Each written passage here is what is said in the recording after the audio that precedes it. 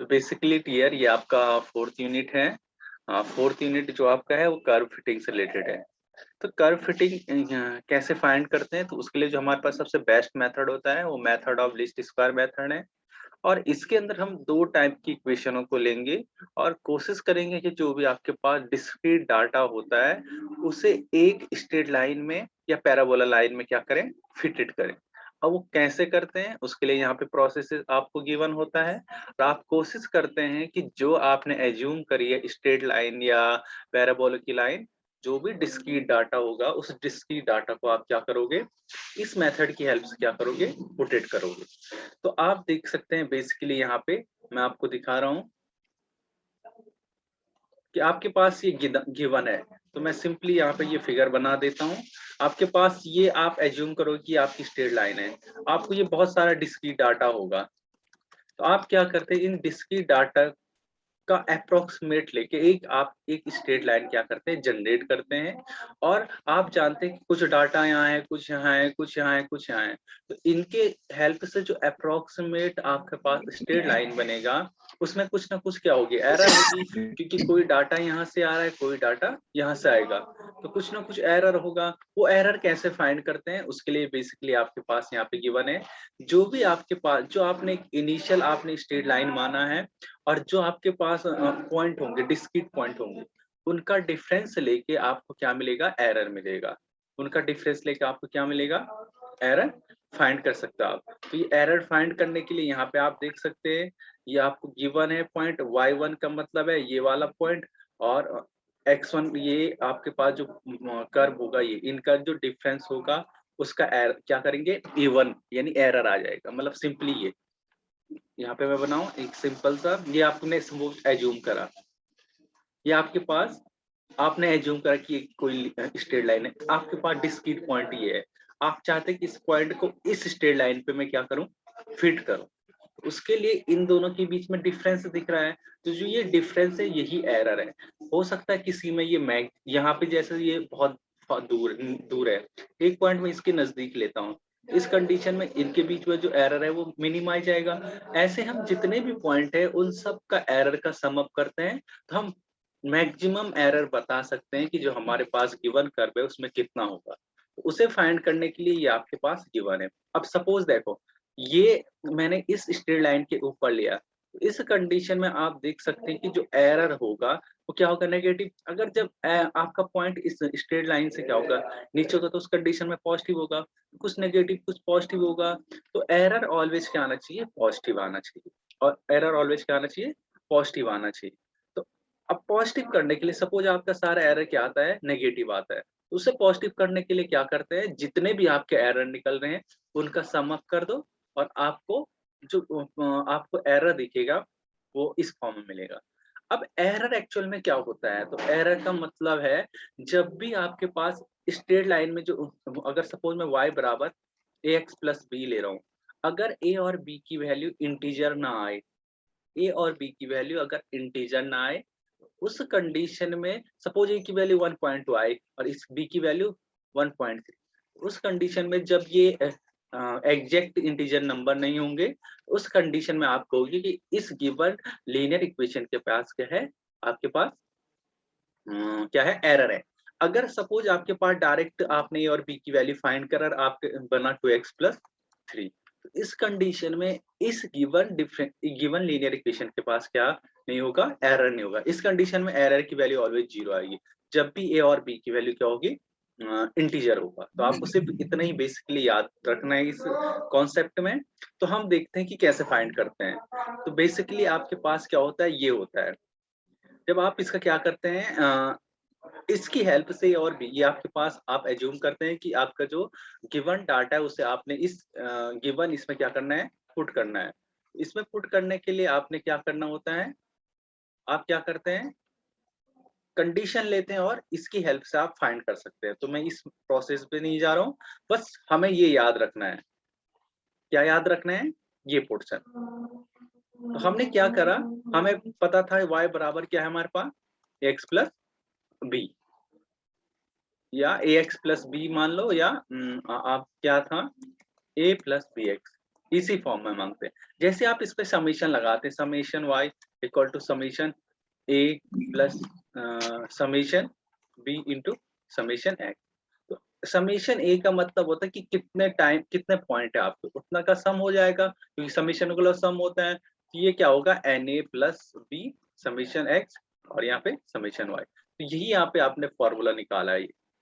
अगर मैं इसी इक्वेशन को x से मल्टीप्लाई कर दूं, इस इक्वेशन को x से मल्टीप्लाई करूंगा तो यहाँ स्क्वायर आ जाएगा, यहाँ x आ जाएगा, फिर इसका समेशन लूंगा तो आपके पास ये सेकंड इक्वेशन बन जाएगी, यानी 4 और 5 इक्वेशन बन जाएंगे। बेसिकली आपने जब भी y बराबर ए एक्स प्लस बी मान लो या a प्लस बी एक्स मान लो, स्ट्रेट लाइन है दोनों, तो इस कंडीशन में आपको ये दो फॉर्मूले याद रखने हैं।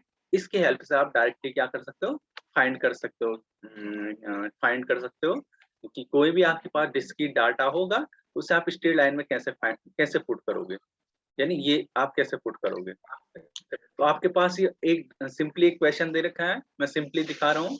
इसमें आप देख सकते हैं कि x की वैल्यू भी आपके पास गिवन है और y कोऑर्डिनेट की वैल्यू भी आपको गिवन है। यहाँ पे देख रहे होंगे कि जो y की जो वैल्यू है वो क्या है, एग्जैक्ट इंटीजर फॉर्म में नहीं है। तो अब चेक करते हैं कि जैसे आप इसकी वैल्यू फाइंड करोगे, तो बेसिकली आपने क्या करा, x को इस फॉर्म में रखा, y को इस फॉर्म में रखा, और ये ऊपर आपको ये फॉर्मूले दिख रहे हैं। इस फॉर्म के लिए आपने क्या करा, जो जो चीजें आपको रिक्वायर है वो फाइंड करें, यानी आपको एक्स वाई की जरूरत था तो आपने एक्स वाई की मल्टीप्लाई करें, आपको एक्स स्क्वायर की जरूरत था तो आपने स्क्वायर करा। इसके बाद जितने भी ये पॉइंट्स हैं इनका सम अप निकाला, यहाँ भी सम निकला, यहाँ भी सम निकला और यहाँ भी समीशन निकला। जैसे आप इन समीशन को इन इक्वेशन में पुट करोगे, सपोज ये आपकी इक्वेशन नंबर 1 है, जैसे आप इस इक्वेशन ए में पुट करोगे तो बेसिकली आपको विद इन अ सेकंड क्या मिल जाएगा, इनका दो इक्वेशन मिल जाएंगे, क्योंकि आपके पास 2 वेरिएबल है। तो 2 वेरिएबल में क्या होता है कि आपके पास दो इक्वेशन आपको मिल जाएगी। तो जैसे यहाँ पे आपने पुट करा तो आपको ये दो इक्वेशन मिली, और दो ये आपके पास जो गिवन इक्वेशन है ये लीनियर इक्वेशन है, तो यहाँ से आप इस ए और बी की वैल्यू फाइंड कर सकते हैं। अब यहाँ पे देखिए, यहाँ पे इक्वेशन निकला है ये, इस कंडीशन में y की वैल्यू तो y equal to a plus b x होता है, तो a की वैल्यू तो क्या है, 1 है, तो यानी a में कोई क्या नहीं है, आपका एरर नहीं है। अब जो एरर दिख रहा है वो कहाँ दिख रहा है, 1.9 यानी इसमें दिख रहा है। तो इसमें एरर कैसे देखेंगे आप, तो क्योंकि आप जानते हैं जो इसका नियरेस्ट इंटीजर नंबर होता है वो 2 है, और आपके पास जो b की वैल्यू निकली वो कितना निकला है, 1.9। तो अगर आप इसमें अगर इन एरर की बात करोगे इसमें, तो इसमें कितना आएगा, 2 माइनस 1.9। तो यहाँ से आप देख सकते हैं कि 0.1 का एरर है।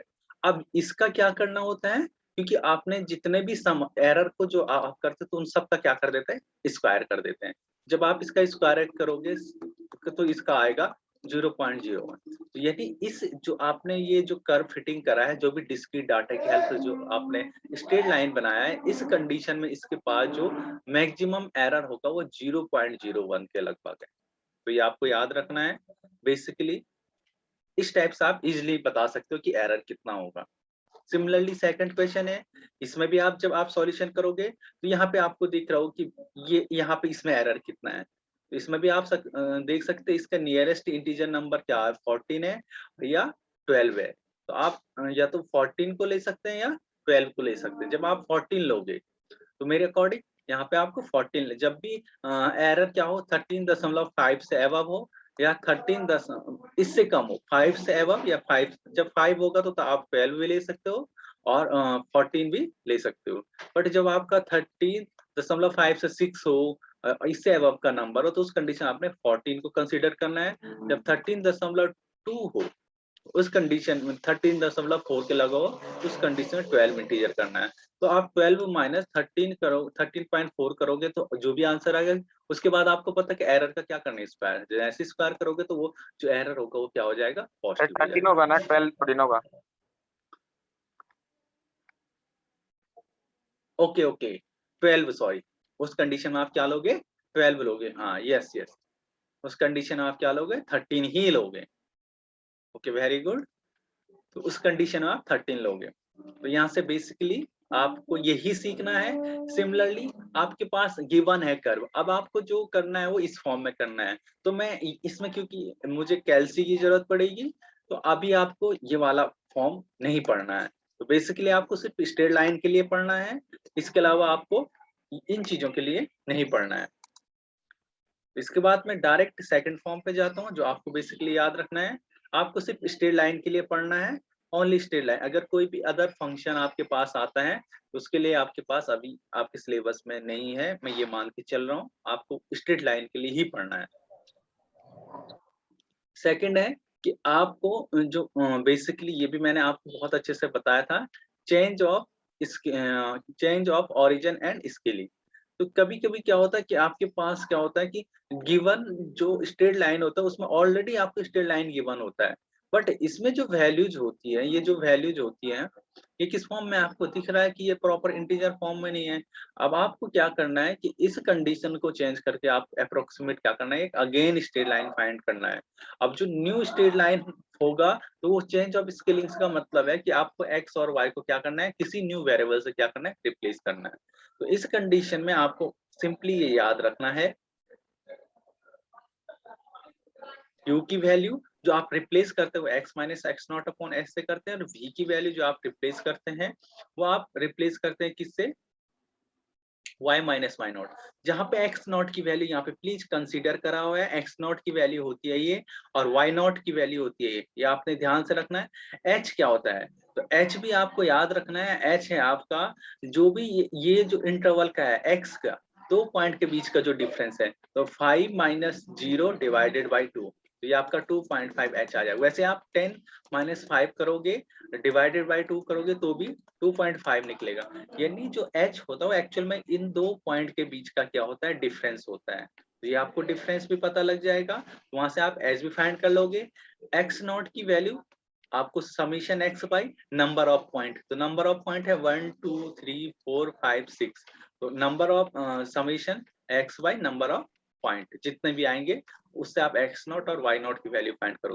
तो इससे आपका जो नया फंक्शन बनेगा, तो नया फंक्शन आपका जो बनेगा वो बनेगा v equal to a plus b u. तो ये आपका नया लीनियर इक्वेशन हो गया, ट्रांसफॉर्म करा आपने अपनी इक्वेशन को। इसकी हेल्प से जब आप इसके लिए भी सेम प्रोसेस से ये कंडीशन फाइंड करोगे, तो आपके पास जब नया इक्वेशन u और v में बना, तो उसके बाद आप x की वैल्यू आपको गिवन है, y की वैल्यू गिवन है, u का मतलब है x माइनस 12.5 बाई 2.5, ये आपको वैल्यू मिलती जाएगी, v की वैल्यू मिल जाएगी, uv की वैल्यू फाइंड करना है, u स्क्वायर की वैल्यू फाइंड करना है।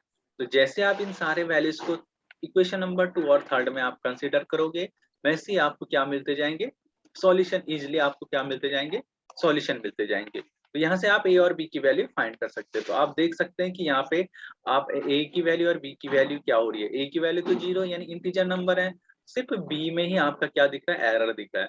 यहाँ पे आप एरर बता सकते हैं। तो एरर के लिए मैंने आपको सिंपली बताया है कि क्या होगा, सॉरी अभी तो हम ये तो हमने u और v में निकाला, पर जो हमें गिवन था एक्चुअल में, हमें यहाँ पे क्या करना था, इक्वेशन गिवन था, तो हमें उस इक्वेशन तक पहुंचना था। तो वो इक्वेशन एक्चुअल में ये था, तो हम अगेन u और v की वैल्यू क्या कर देंगे, इसमें रिप्लेस कर देंगे। तो हम जानते हैं u की वैल्यू ये था और v की वैल्यू ये था, जब हम इनको इसी में रिप्लेस करेंगे तो आपको यही मिलेगा। तो बेसिकली आपको इजीली मिल जाएगा। आपको सिर्फ स्ट्रेट लाइन के लिए ही पढ़ना है, इसके अलावा किसी भी चीज के लिए नहीं पढ़ना। सिमिलरली आपको अगेन दूसरा फॉर्म दे रखा है डिस्क्रीट डाटा का, तो आप चाहो तो इससे भी अगेन कर सकते हो। सेम क्वेश्चन है, सेम डाटा है, सेम आपने फिटेड करना है और सेम आपको एक नई इक्वेशन इस फॉर्म में मिल जाएगा। तो बेसिकली इस बहुत इजी वे में आप क्या बता सकते हो, स्ट्रेट लाइन फाइंड कर सकते हैं। अब देखो हम चेंज ऑफ स्केलिंग क्यों करते हैं, जब आपके पास क्या होता है कि जो गिवन एक्स और वाई कोऑर्डिनेट की जो वैल्यू होती है बहुत बड़ी होती है। इस कंडीशन में अगर आप सिंपली वाई बराबर ए प्लस बी एक्स फॉर्म से ही करोगे, तो जो आपकी जो वैल्यूज आएगी ए और बी की वो बहुत बड़ी आ जाएगी, उसे फाइंड करना टफ पड़ जाएगा। तो हम इसलिए भी हम क्या करते हैं, चेंज ऑफ स्केलिंग प्रॉपर्टी का यूज करते हैं, ताकि आपका जो इजीली आपके पास देखो, यहाँ जब आप देखोगे तो यहाँ u और b की वैल्यू कितनी छोटी निकल रही है। अगर मैं इसी की जगह समीशन x समीशन y या समीशन x y और समीशन x स्क्वायर करता, आप देख सकते हो u स्क्वायर की बात अगर सपोज आती थी, यानी x स्क्वायर का मतलब, तो मैं 71 का स्क्वायर निकालना पड़ता, 68 का स्क्वायर निकालना पड़ता और 69 का स्क्वायर निकालना पड़ता। तो ये मुझे क्या होता, टाइम ज्यादा लगता है। तो इससे बचने के लिए भी हम इसका यूज करते हैं। अब आप देख सकते हैं कि u का इजिली आप क्या कर सकते हैं, 2 का स्क्वायर 4 हो जाएगा, तो इजिली आप इसे क्या करते हैं, सिंप्लीफाई सॉल्व कर सकते हैं। तो यानी आपको यहाँ से सिर्फ स्ट्रेट लाइन के लिए ही पढ़ना है। इसके अलावा हम डायरेक्ट जाते हैं, अगर आपकी इक्वेशन किस फॉर्म में हो, पैराबोला फॉर्म में हो। सेकंड कंडीशन है कि आपके पास बहुत सारा डिस्क्रीट डाटा है, आपके पास ये बहुत सारा डिस्क्रीट डाटा आपके पास गिवन है, और आप इस सारे डाटा को किस में कन्वर्ट करना चाहते हो, पैराबोला। तो पैराबोला या तो इस फॉर्म में हो सकता है, या इस फॉर्म में हो सकता है, या इस फॉर्म में हो सकता है, या इस फॉर्म में होगा। वो डिपेंड होगा कि जो एक्स ए बी सी है उनका नेचर कैसा है। जैसे ए बी सी का नेचर होगा वैसे वैसे आप इजिली पैराबोला फाइंड कर सकते हैं। अगर y बराबर ओनली एक्स स्क्वायर है तो आप जानते हैं कि इसका इक्वेशन क्या होता है, आप इस फॉर्म में बना सकते हैं। अगर आपके पास x बराबर वाई स्क्वायर है तो आप देख सकते हैं कि इस कंडीशन में क्या बनेगा, इस फॉर्म में, इस फॉर्म में बनेगा। तो मोस्टली आपके पास इसी फॉर्म में होगा। तो इस फॉर्म में होगा तो ए बी सी की वैल्यू पे डिपेंड करेगा जो आपका पैराबोला की इक्वेशन बनेगा वो किस फॉर्म में बनेगा। तो इसके लिए आपको बेसिकली क्या करना है, आपने इस इक्वेशन एक पे सबसे पहले क्या करा, समीशन लगाया। इस पे समीशन लगाया, इस पे भी समीशन, इस पे भी समीशन, इस पे भी समीशन। तो आपने ये पहली इक्वेशन रीराइट हुई। अगेन आपने इक्वेशन एक को x से मल्टीप्लाई करा, उस पे समीशन लगाया, आपको ये मिला। अगेन इक्वेशन x1 को x स्क्वायर से मल्टीप्लाई करा तो आपको ये थर्ड इक्वेशन मिलेगा। तो बेसिकली आप क्या कर रहे हैं, y बराबर a plus b x plus c x square में एक बार एक्स वाई कर रहे हैं तो आपकी नई इक्वेशन बनेगा। अगेन आपने क्या करा, एक्स स्क्वायर से मल्टीप्लाई करा y को, तो एक्स स्क्वायर ये सेम, यहाँ पे सेम एक्सप्रेशन है, फिर इस पे समीशन लगाया होल पे। तो जैसे आप इन तीनों पे समीशन लगाओगे आपको ये तीन इक्वेशन मिलते जाएगी। तो आपको सिर्फ ये याद रखना है कि ये कैसे निकल रही है, इक्वेशन एक की हेल्प से ही निकल रही है जो आपके पास गिवन है, गिवन इक्वेशन है।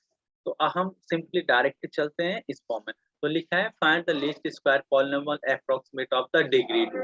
तो लिखा है डिग्री 2 का मतलब है सेकंड ऑर्डर का कोई भी आपके पास पॉलिनोमियल होगा, यानी पैराबोला मान के चलते हैं, यानी क्वाड्रिक। तो आप देखिए जब आप इसे फाइंड करोगे तो ये आपके पास ये गिवन है, डाटा आपके पास गिवन है। बस आपको माइंड में याद रखना है कि आपके पास जो फॉर्मूला बन रहे हैं वो क्या क्या बन रहे हैं। यानी आपको समीशन एक्स स्क्वायर की, समीशन एक्स क्यूब की, समीशन एक्स की पावर 4 की, और summation x square, summation x y square, इतनी चीज की जरूरत है। तो आपने क्या करना है, यहाँ पे वही आपको एक्स और वाई की वैल्यू गिवन होगा, आप इस कॉलम वाइज रोटेट करोगे, उसके बाद आप समीशन एक्स वाई की वैल्यू फाइंड करोगे, एक्स स्क्वायर की, एक्स स्क्वायर वाई की वैल्यू फाइंड करोगे, एक्स क्यूब और एक्स पावर 4 का। जैसे आप ये सभी की वैल्यू फाइंड करोगे तो उसके बाद आप क्या करोगे, समेशन करोगे। समेशन करने के बाद आप इजीली सबकी वैल्यू फाइंड कर लोगे। उसके बाद आपको सिर्फ ये चीज आपको याद रखना है, इसको आप बोलते हैं आप नॉर्मल इक्वेशन।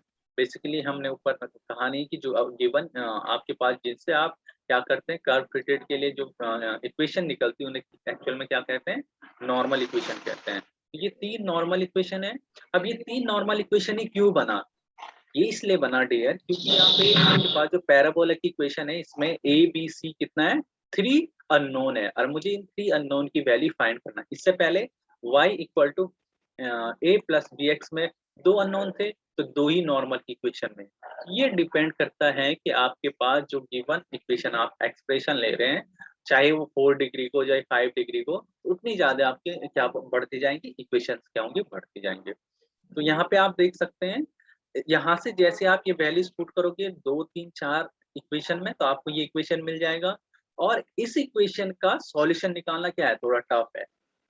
यहाँ से एबीसी की वैल्यू निकल गई है, तो देखो इस कंडीशन में देखो ए की वैल्यू भी देखो इंटीजर निकली है, बी की वैल्यू भी इंटीजर निकली है, और सी की वैल्यू भी इंटीजर। तो देखो इस कंडीशन में जो एरर है वो कितना है, 0 है, क्योंकि ये एक इंटीजर फॉर्म है। तो इंटीजर नंबर होगा तो उस कंडीशन में उसमें कोई भी एरर नहीं आएगा। यानी इसका मतलब है जो ऊपर गिवन जो डाटा है वो एग्जैक्ट एक पैराबोला इक्वेशन में क्या हो गया, फिट हो गया आपके पास।